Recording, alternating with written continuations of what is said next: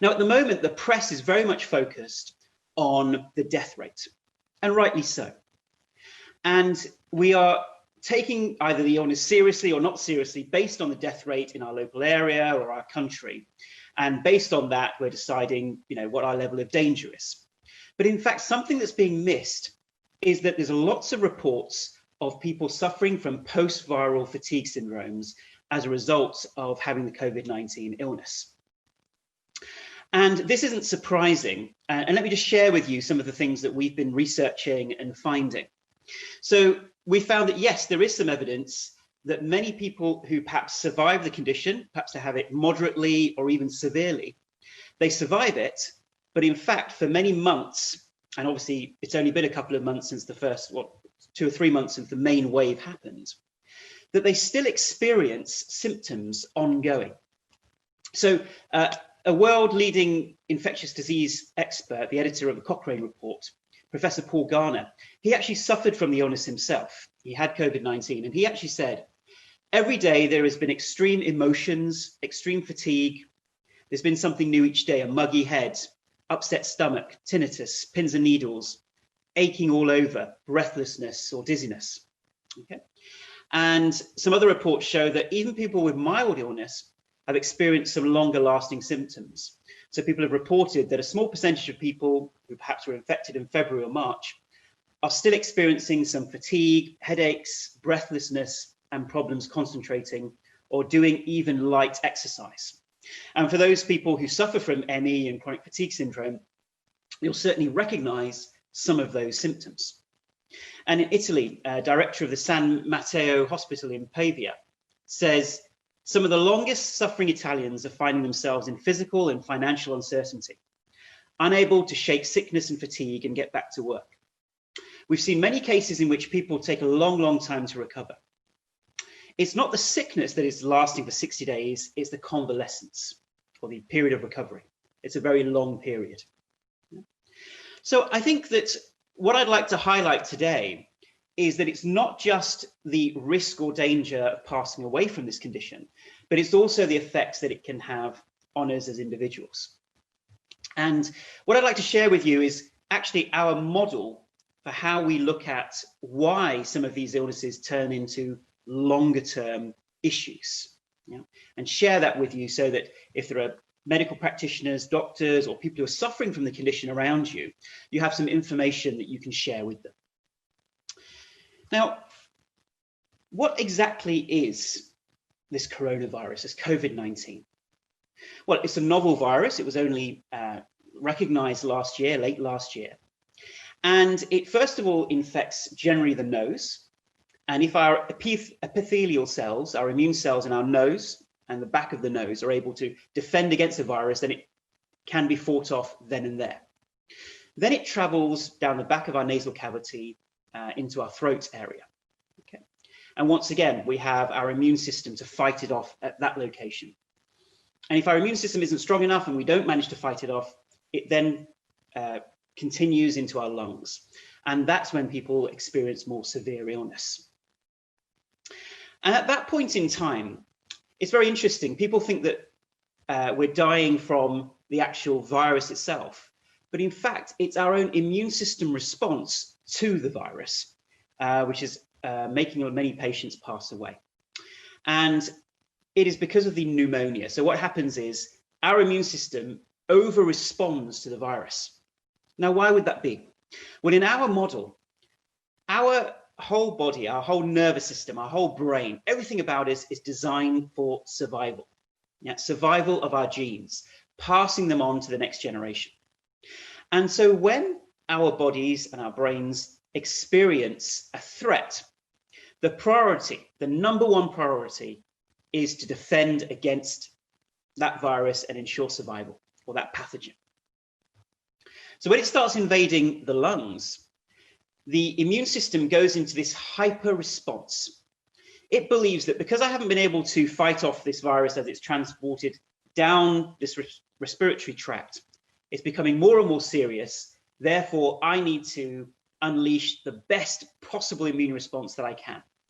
I need to garner all the forces that I can to defend against it, because my priority is ensuring survival. And that's why we get something known as a cytokine storm, where these chemical messengers start informing the entire of the immune system to start fighting against the virus. But of course, when our bodies do that, it causes excess inflammation in our lungs and also around the body. So there's evidence of inflammation in the brain, there's evidence of inflammation in the liver, and also the kidneys. Okay. And as a result of that, that's where then we get severe inflammation of the lungs, pneumonia, and then the body finds it difficult to breathe. And this is especially so in certain types of patients who perhaps have a weak immune system. We also know that those people who are obese have a higher chance of complications occurring in those who smoke. Okay, so similar risk factors to general disease. And at that point in time, that's when the person's life is in danger, when we've got that cytokine storm and this excess inflammation. Now, let's say someone recovers from that. There are two types of illness which may then still occur afterwards. Right? So the first illness may well be weakness in the lungs and in certain parts of the body as a result of the inflammation that occurred. So we call it acute respiratory distress syndrome. That's when this cytokine storm occurs and we get inflammation of the lungs and then potentially death. Now, at that point in time, those particular responses may have caused some scarring in the lungs, scarring in other parts of the body, which can then cause ongoing debilitating symptoms for people. Now, that's not what we're talking about here. That is something that happens also as a result of other illnesses. What we're talking about are the more moderate cases where actually there isn't necessarily any scarring in the lungs or any scarring in other parts of the body, but people are still experiencing what we call post-viral fatigue syndrome. Now, post-viral fatigue syndrome is when there's still a general weakness in the system. And why would that be? And it's still a mystery to researchers and doctors. And here at the Gupta Program, we have a model of what might be occurring. Essentially, when the brain goes into that hyper defense mode or hyper response mode, it has over triggered the immune system and also the nervous system. And we also experience severe emotions, and emotions are kind of protective stimuli to warn us against danger. Even once the condition is gone, even once the ARDS has gone, the COVID-19 has been fought off, the system may still be primed in that alert mode. It still may be primed to watch out, because if you've just been through a traumatic experience, just like war veterans experience trauma in battles or in foreign countries, when they come back, even though the war is over, that particular war veteran or that soldier can still experience severe panic attacks or anxiety. It's because the body still believes that we're in danger. And analogously to that, if there is trauma as an experience of going through COVID-19, the nervous system and the immune system stay in a traumatized state, a conditioned state. And therefore, any mild triggers, for instance, opportunistic infections in the body, perhaps some anxious experiences, perhaps the symptoms themselves of an overstimulated immune system, they become triggers for our own immune system to keep responding. So that means that even once the battle is over, the war has been won, our soldiers are still battling. Our immune system is still defending against that pathogen just in case. The immune system always errs on the side of caution and says, my priority is survival. And if it means that I've got to be primed and ready to defend against the next wave of attackers, that's what I'm going to do. Because our immune system doesn't care about whether we feel healthy and strong. Our immune system cares about survival. That it is number one priority. And that may well explain why there are many patients who seem to be going on to develop post-viral syndromes. And those post-viral syndromes aren't formally diagnosed as chronic fatigue syndrome or ME until it's been at least 6 months of that experience, because we know many people experience post-viral fatigue as a result of many different illnesses, including flu. And so I'd like to offer that explanation so that it gives us a background and an understanding for medical researchers, medical practitioners, but also for the general public, that this may be a mechanism via which there are those experiences of post-viral fatigue syndrome. Now, most importantly, what can we do about that? Why is the brain stuck in that loop? Well, for those of you who know and follow the Gupta program, we mentioned two brain structures specifically, the amygdala and the insula. Now, the amygdala's job is to protect us from physical dangers, but also it is involved in immune dangers. And the insula's job is to process the incoming stimuli from the body, see what the appropriate response is, whether that's an immune response or a physiological response, and then enact the correct response to ensure survival. And the insula is also involved in pain responses or moderating pain responses.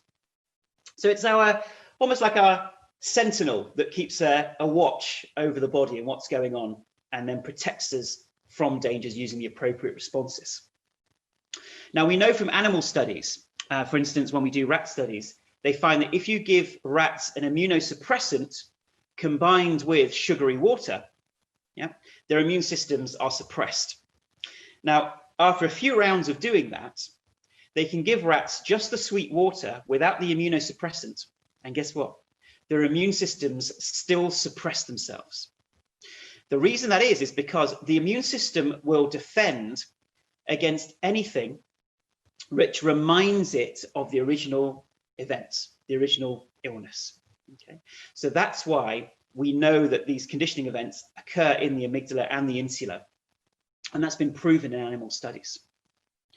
In order for those conditioning responses not to occur, what's incredibly important is if you yourself experience COVID-19 or someone around you experiences that kind of illness, the number one priority is boosting your immune system and taking rest. Okay. Now we live in a very macho culture right now, where when someone experiences illness, we've talked, oh, it's man flu. Let's just dismiss it. It's man flu. They're just away from the office because they think they're ill. And I really want us to take this illness seriously because of what we're seeing in the research. It clearly has a profound effect on the brain and the body. It clearly is offering certain post-viral syndromes in many patients. And therefore, if we do contract it, it is important that we do whatever we can to boost our immune system. Now, number one priority is not rushing back to work. Okay, so if you know people who've had it or who are experiencing certain relapses of what they think is the COVID-19, please do give them the advice to take as much rest as possible and only go back to work once they feel ready to do so. Okay, so that's the number one priority, is to take your time to get back to work if you've experienced it or someone you know has experienced it. And secondly, we know that there are certain things you can do to lower that immune over response or to modulate or moderate that response. Number one are things like meditation. Okay, so we know that whether you want to call it meditation or deep relaxation exercises, anything that really triggers your parasympathetic nervous system has the ability to calm that overactive immune response. So we know that meditation switches off about 30 or 40 genes that are involved in those immune responses. So something like that can really, really help someone recover much better. And of course, there are changes to your diet that you can make as well, and we'll talk about that a bit later. We also, and for those of us who have experienced ME and chronic fatigue syndrome, it's also important not to exercise. You can't exercise your way out of post-viral fatigue syndrome. And that's why people who've experienced it and who perhaps don't know what to do are often trying to go to the gym or exercise to try and feel better. But that will only make things worse, because it will tell your amygdala and your insula, those parts of the brain, that you're still in danger, and therefore, why are you exercising? You need to rest. So our immune system also gives us triggers to make sure that we rest as well. And really, it's about making sure that if we're experiencing those post-viral fatigue syndrome, even as a result of flu, or as I said, as a result of COVID-19, we do whatever we can to deeply rest, even if it's bed rest, even if it's meditating regularly and deeply. All of these things can support the rebalancing of our immune system and bring us back to that stillness. And if we don't, what can then happen, and this is what we're trying to prevent here at the clinic, there could be another wave of ME, chronic fatigue syndrome, and fibromyalgia from patients that in those first few months after having the condition, especially those few weeks after having the COVID-19, they're not resting. They're not deeply rejuvenating their mind and body. Yeah. And that's why we think this is such important information to get out there. So please do share this with your family and friends. And if you're on Facebook or you're joining us on Instagram, please do share this particular video on your newsfeed. So I'd love for you to, you can just click under the video, click the share, and share it on your timeline. You perhaps might share it on support groups or advocacy groups for COVID-19 or other chronic illnesses. And let's get this information out there, because it could be life-saving information. And even if it's not life-saving information, it can be information that prevents chronic illness from occurring in people around us. You know, I'm not sugarcoating it. I'm not saying, no, I'm sure everything will be fine. I'm clearly stating here that there is a strong chance that we will see a lot more people suffering from these chronic illnesses as a result of contracting COVID-19. And just like any trauma that our mind experiences or our physical body experiences, once we experience that trauma, that deep calming of the nervous system and of the immune system and rebalancing in those few weeks and months after we experience that insult, those are the most important to be able to prevent long-term illness. And we see this in animal studies, we see this in trauma studies as well.